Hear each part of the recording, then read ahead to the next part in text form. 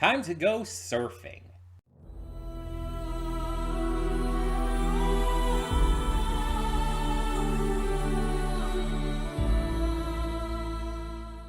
Hey everyone, welcome to Princess of Gay. I'm your host Connie, and today we are here with Kimi to Nami ni Noritara, also known as Ride Your Wave.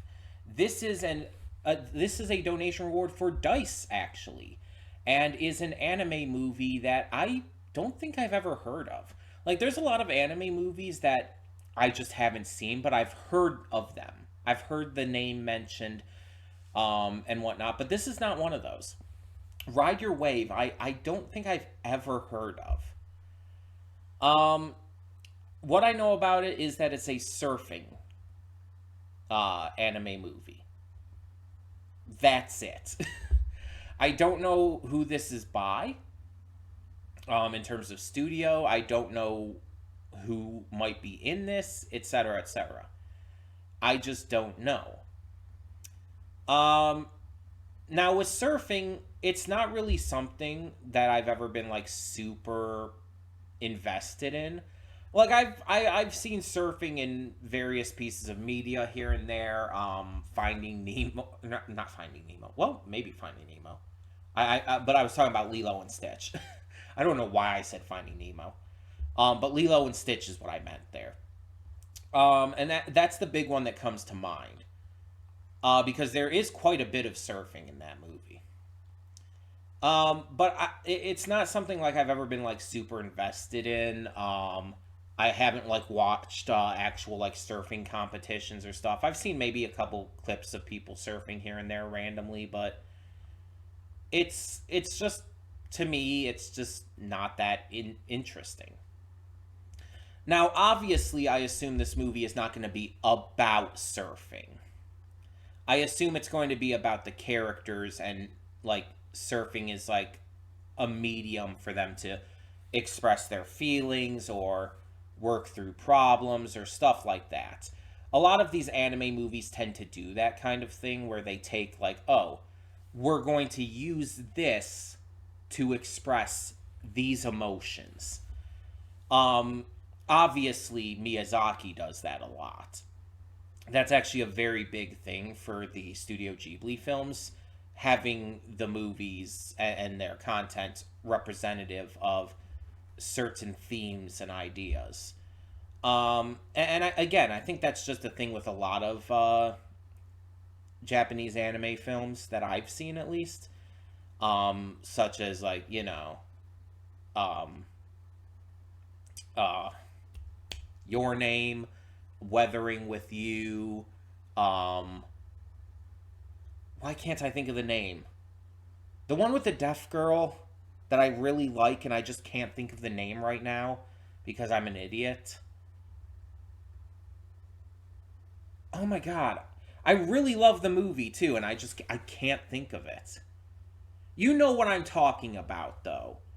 Um Silent Voice, that's it. Silent Voice. I started to think in my head like sound of your voice, and then it's like that's where it came from. Silent Voice. Phenomenal movie, by the way. But yeah, it's like these movies, they're not about like the specific things exactly. They're using those as metaphors to express themes and ideas and concepts. Like, Silent Voice isn't about the bullying that happens in it. It's about relationships and growth and people making right on mistakes of their past. Stuff like that. It's about the themes and ideas more than the actual direct concept. And so I'm thinking this is probably going to be the same. Um, I'm very excited though to see this because, like I said, it's something I've never heard of. So that kind of makes me really interested, in a weird way. Yeah, like, where it's like, oh, this is something completely new and fresh to me. Let's do this. Kind of that entire vibe. Um, because I get to go in with no expectations, with no preconceived notions or thoughts, and that makes it exciting. That makes it to where I'm going in as fresh as possible. It's like I always say on the channel. I love to go into movies as blind as actually possible because it gives the best, most genuine reaction. Even if I don't end up liking it, it's still a very genuine reaction. And I love to give that to you guys. I love for you to be able to get that from a viewing experience. So, yeah, I think that we should get on with this and see what this film has in store for us in that regard. So, let's do it. When the screen fades to black, pause this redirect and go to the description below. Follow the link to the reaction, and after you watch it, come back here to the redirect and resume play. Because after it fades to black and then fades back in, everything from that point forward will be my afterthoughts and will contain spoilers to the movie. So, that being said, thank you so much for tuning in, and I will see you at the reaction. And we are back, and we'll begin with spoilers in 3, 2, 1, now. So, the main message and theme of this movie was moving on after losing a loved one, dealing with the grief and pain of the death of someone you love, and being able to continue to live your life afterwards. It's a very tough and emotional message to learn, and something that most people struggle with.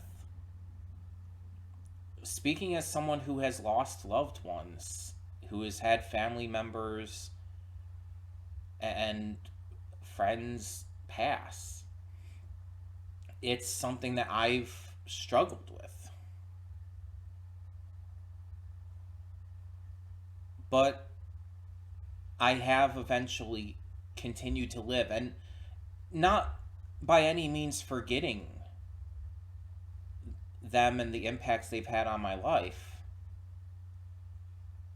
But if you just sit there mourning and, you know, focusing so heavily on them at all times, it's going to keep you from being able to live. And that's not what they would have wanted.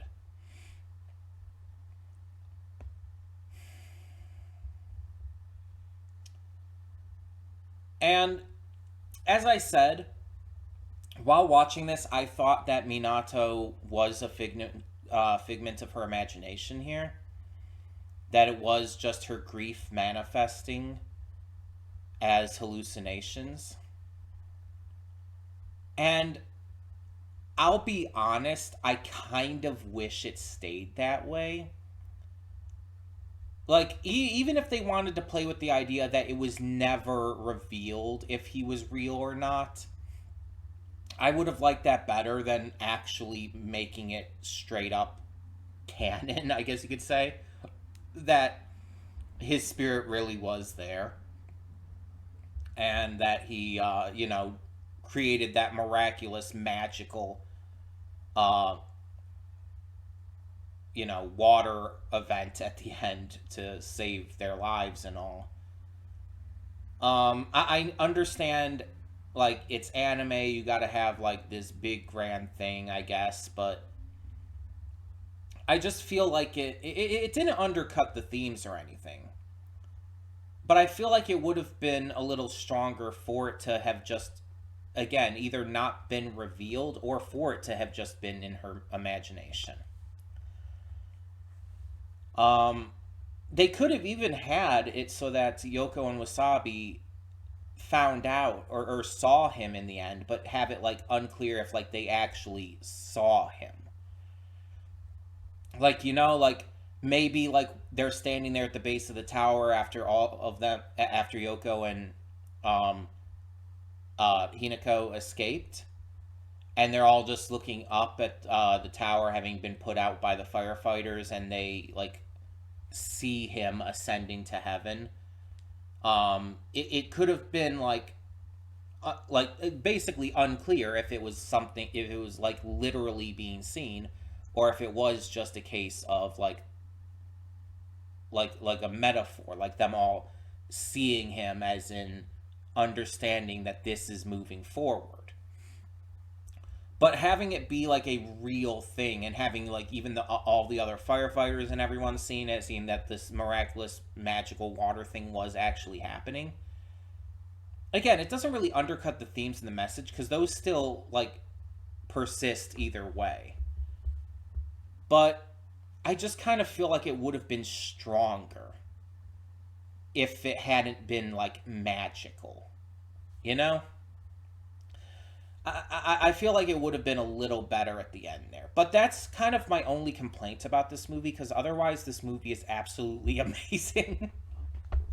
It's beautiful, it's heartbreaking, it's it's important. Teaching a message to people about something that's really hard and really like intensely like depressing. And the way that they represent this is amazing. It's really beautifully done. The characters are fantastically written and performed by the voice actors. The animation is drop dead gorgeous. Also, apparently, the director of this was the director of Lou Over the Wall, which I reacted to as well. That was like an earlier, I think that was one of the first movie reactions on this channel. Let me see if I can find that real quick. I'm going to use my phone because it'll just be faster and easier instead of trying to use the computer. I have YouTube Studio on my phone, so I should be able to find it here. Lou Over the Wall. Because I believe it was on this channel and not like before the old one. Yeah, got shut down. Oh, wait, no, hold on. Okay, there's a video here from 4 years ago. That's top 10 favorite anime movies. That was published in February of 2020. And that does include Lou Over the Wall because that's the thumbnail. But maybe the movie itself was on the old channel. Yeah, I'm thinking it has to be because it's not showing up on here. I think I might have reacted to that on the old channel before that got unfairly terminated by YouTube back at the beginning of 2018. But either way, I did react to that. I guess it's just not on this channel, unfortunately. But yeah, it's that I really like that movie too. And although it's definitely more grounded than that movie was a little more wacky and silly, which very much fit that film. But this movie, I think the fact that it was grounded is part of the reason why I was so insistent and believed so much that it was in her head. But I think you're also supposed to. It comes across like that's what you're supposed to think. Again, though, the fact that it does end up being real is a little weird to me. I just feel like it would have been better without it. Again, does not undercut the message. The message still gets across well. It's still a gorgeous movie. Amazing movie, but yeah. But yeah, art and animation, fantastic. Voice acting, direction, the writing, all of it's great. I really like how it showed the different characters dealing with grief in different ways, too. Each of them handling it in very different manners. Like Yoko, for example, instead of like being sad about it, she's angry. She gets a little more aggressive and starts to close herself off a little more. But eventually starts softening up once she starts truly realizing her feelings for Wasabi. And he himself is just kind of like trying to move on trying to continue living, but still with this deep sadness inside of him. And of course, Hinako is just like shutting down completely until she starts having these visions of Minato in the water. And at that point, she becomes obsessed with it. And the thing is, again, no matter whether he's real or not, the idea of her holding on to him and not letting him go is still there. It still connects with the theme of moving on from your grief. She was clinging to him because she didn't want to move on. She loved him so much. Their relationship, despite only being like what 30 minutes of the film, the first 30 minutes was like really well done. It was really believable. And I really think like that montage we saw of their relationship building and seeing how they went from two people who were just interested in each other to being full-blown partners and all, I think it was exceptional, honestly. It was just absolutely exceptionally handled. And it made us fully be behind their relationship from the get-go. I really like just how invested in them as a couple we got. So we feel the same emotions that Hinako does when Minato dies. We understand what she's going through. And it makes the majority of the film, which is dealing with this loss, hit that much harder. And the interesting thing is, and I don't know if anybody else experienced this watching this,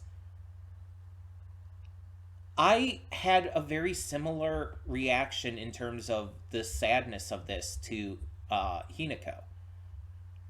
I don't know if you noticed this by watching, but when he died, I I kind of expected it to happen because the way they were setting that up with their relationship becoming so wholesome and beautiful and everything, it's like it was clearly going really quickly and setting up for something to go wrong.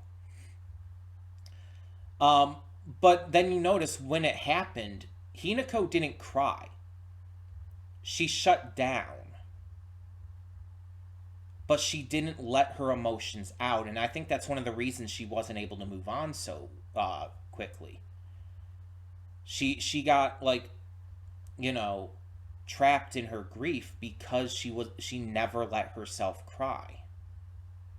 She never truly let herself mourn.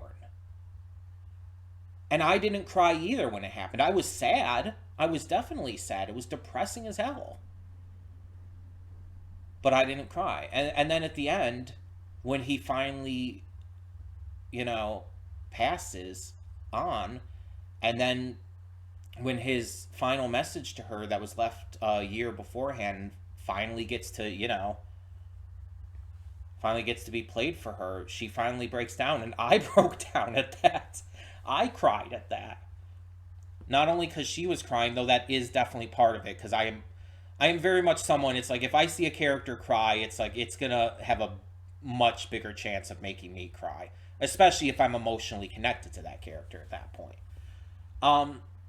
But also, it's like that was very clearly, I feel, how that was supposed to be like viewed, I think.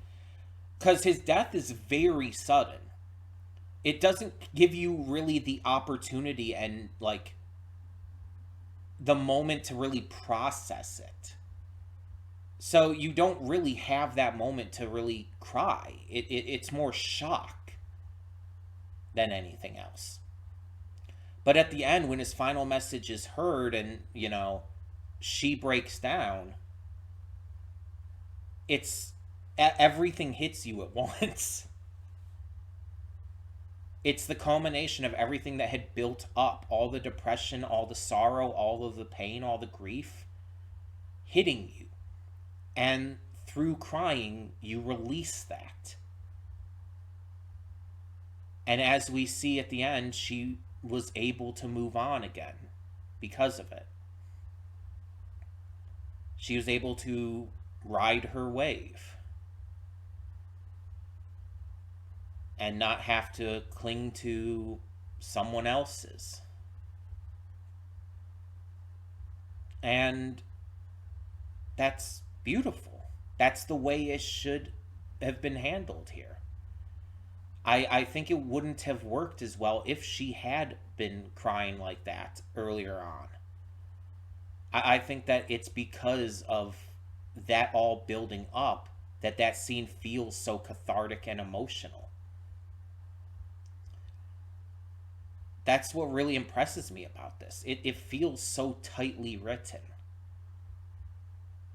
And honestly, like I said, this movie's fantastic. Stunningly beautiful in terms of visuals and themes and messages and just emotions. You connect very hard with the characters and you feel their emotions. And you just fully become immersed in this world, in this story.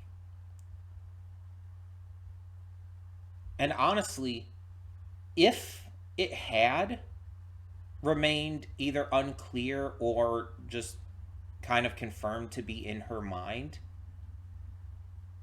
like this would probably be up there as one of the best movies I've ever seen. I'm not even kidding you there. That's the one thing holding it back from me. I would still give it like super high ranking in terms of anime films I've seen. Um Absolutely up there still. Like it just like got a hold of me and really just worked in every way. And a lot of that, I admit, may also be recency bias talking because I just watched it and it hit me emotionally. So maybe after some time of thinking about it, my thoughts will cool down a little and I'll maybe bring it down a little bit more. But um, I would put it up there, like no matter what. So I think that's just saying a lot, honestly. I think it just shows how well this movie was made. That I truly believe if that one issue I had with it had been fixed, it would be almost perfect, maybe even perfect.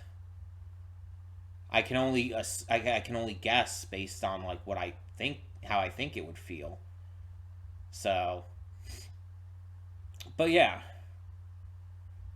I really love this. I really love this. And I don't know if there's any other reactions or reviews or whatnot on YouTube for this, but I'm definitely going to check. um, I want to hear your thoughts, though. Tell me in the comments below, what did you think of Ride Your Wave? Did you enjoy it as much as me? Did you have other issues with it? Just genuinely let me know. And for now, I'm Connie, and I'm signing off. See you all next time.